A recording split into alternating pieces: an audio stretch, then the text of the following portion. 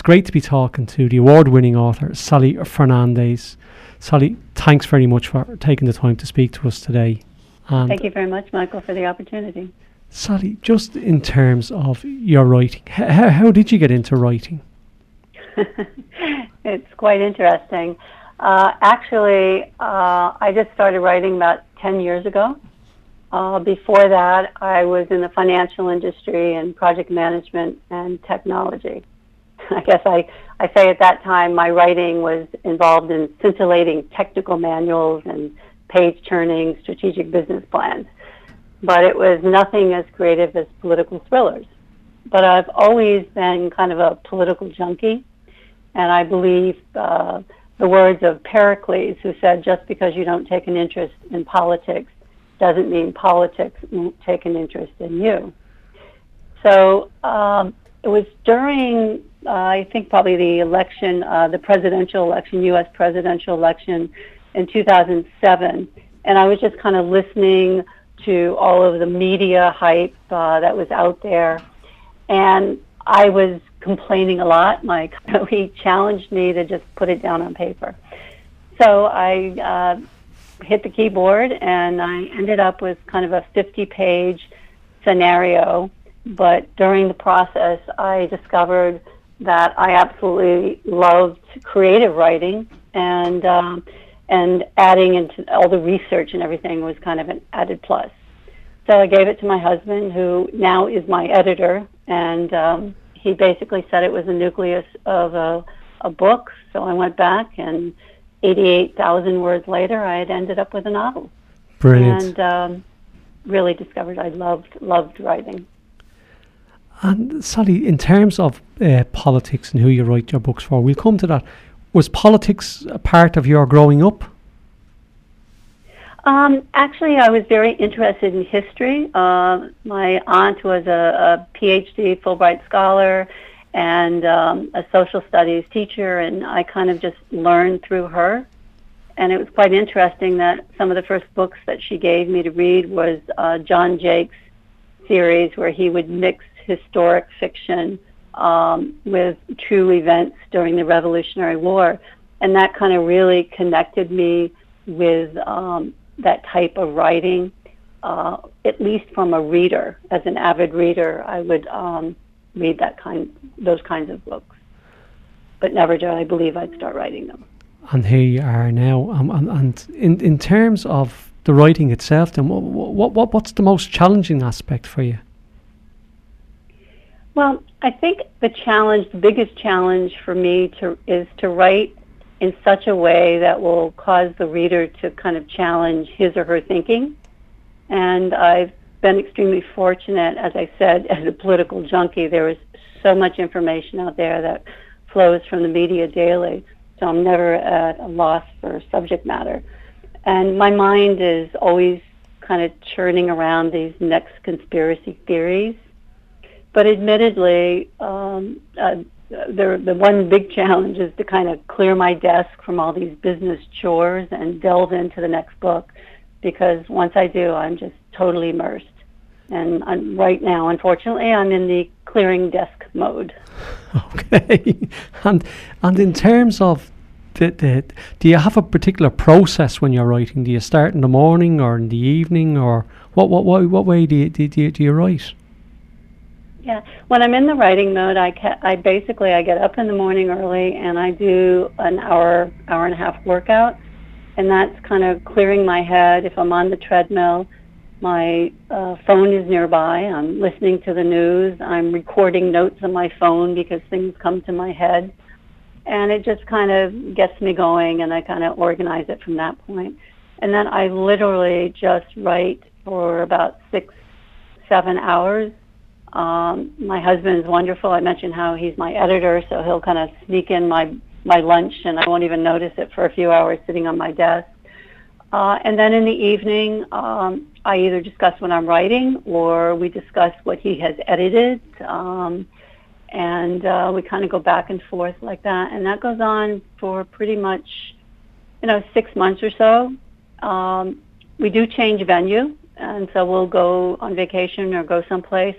but then I always carve out time in the afternoons in a hotel room somewhere to get that writing done. So it's kind of a process that we work through, and I'm out working on my 7th novel now, so we've kind of got our groove moving through it. You have a tradition now. You kind of have a base in a history. You know what works for you. Exactly. And like in terms of the writing itself, then, like Sally, what's the most rewarding aspect of being a writer?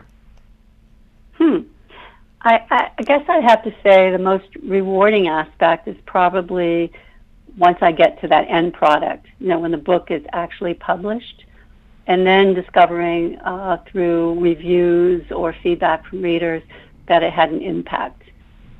Because I believe that if a book is entertaining, that's great. But when it causes the reader to raise such questions like, what if, did it happen, could it happen, or even completely change their thinking about the subject matter, then that's fantastic.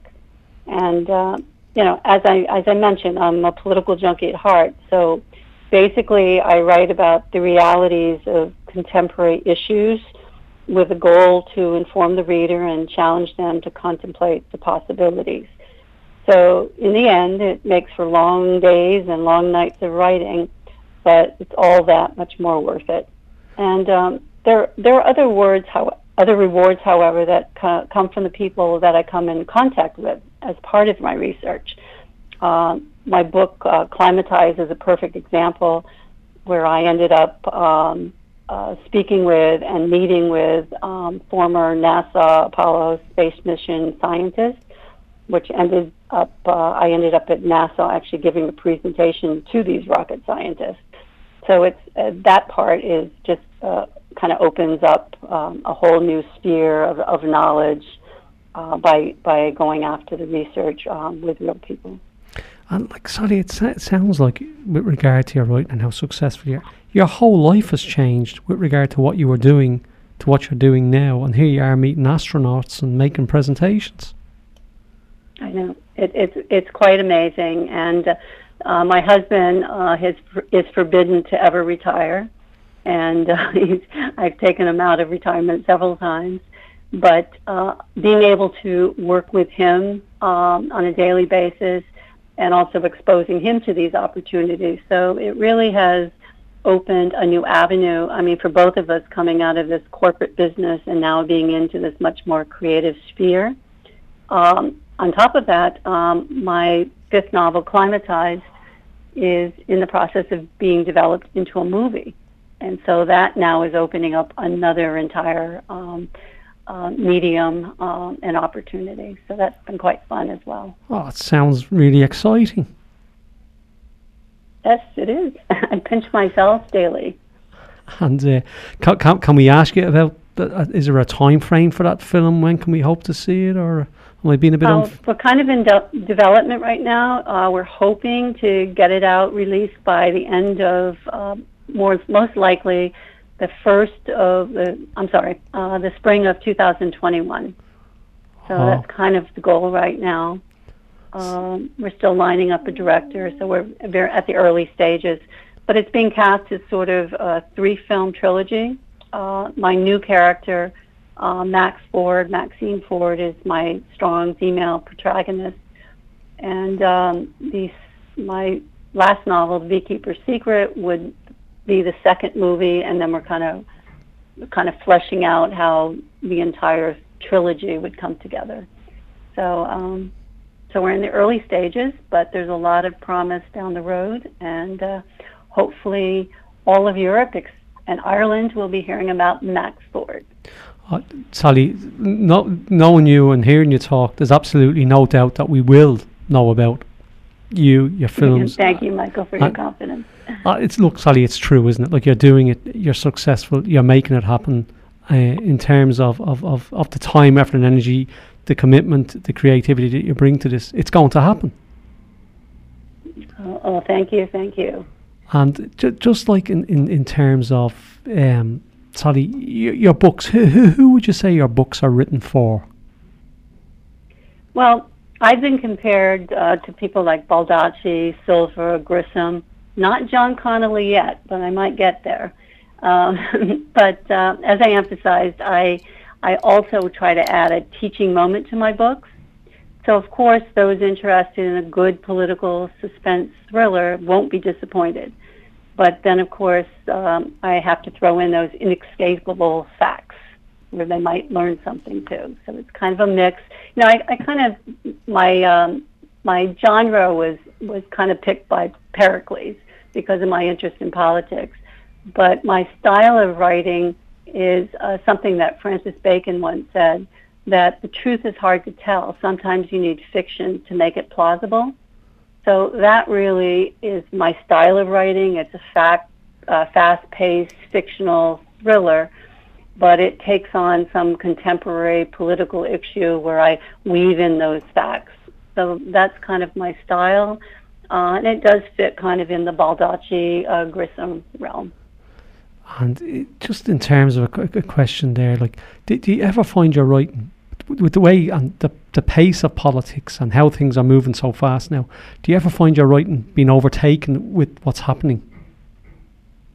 Well, it's quite interesting. When I started writing back in 2008 and published the first book in 2011, a lot of that was predictory. I mean, kind of predictive history. And 3 weeks later, somebody in the Wall Street Journal would write an article saying that something big is happening with our national grid and terrorism, and that was what my book was about. So that has happened, but now I am in the stage of things are happening quickly, although Climatized came out in 2015 when kind of the climate change debate had kind of slowed down a little bit. But now, as you know, in the news, it's front and center, especially in the U.S. with all the Green Deal talks and green energy and so forth. And so that is now a hot topic once again. And so when the book comes out, I'm sure that it's going to still be a very relevant topic. Because I take contemporary issues, yes, things happen so quickly. I'm kind of getting in the mode of doing my next book, but you know, I change it as I'm writing to kind of keep up to speed with what's happening. But it does make it complicated when things are happening so quickly. But in my earlier novels, I kind of twisted several different political issues going on. Now I try to tackle just one. So in Climatized, Max is dealing with scientists dying who know the truth about climate change. My Beekeeper's Secret is about alternative medicine going up against Big Pharma, our pharmaceutical companies. So, you know, it's kind of delving into those issues, but they're contemporary, and they're things that people can still learn and help them with what's happening in the news today. Oh, Sally, all areas that we can all relate to in reality, and very much on topic. Sally, can I just final question, if that's okay? What is the one thing that life has taught you, and that doesn't necessarily have to mean as a writer, only it can do? How about look both ways when you're crossing the street? And as my husband said, my husband, who's my editor, he advises me sometimes to just sleep under the bed with one eye open. I get myself into a lot of issues, you know, when I'm researching a White House and making bombs, and it gets pretty scary. But seriously, as a writer and in real life activities, I've developed certain disciplines that kind of carry me through. I'm very organized and methodical. But primarily, I work hard with passion, I play hard with passion, and I live life to the fullest. And if I could be so bold to quote an Irish blessing, I believe that what life has taught me, that your neighbors respect you, and that trouble neglects you, that angels protect you, and that heaven accepts you. Award-winning author Sally Fernandez, thank you for talking to us today. It's been a real privilege and pleasure. Thank you, Michael. It's been an honor for me.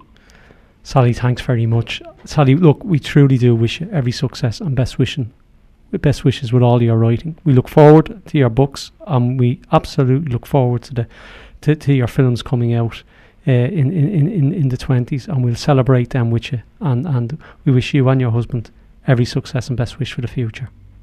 Thank you very much, Blanco. Bless you. Take good care, and thanks again, Sally, for talking to us today. Thank you.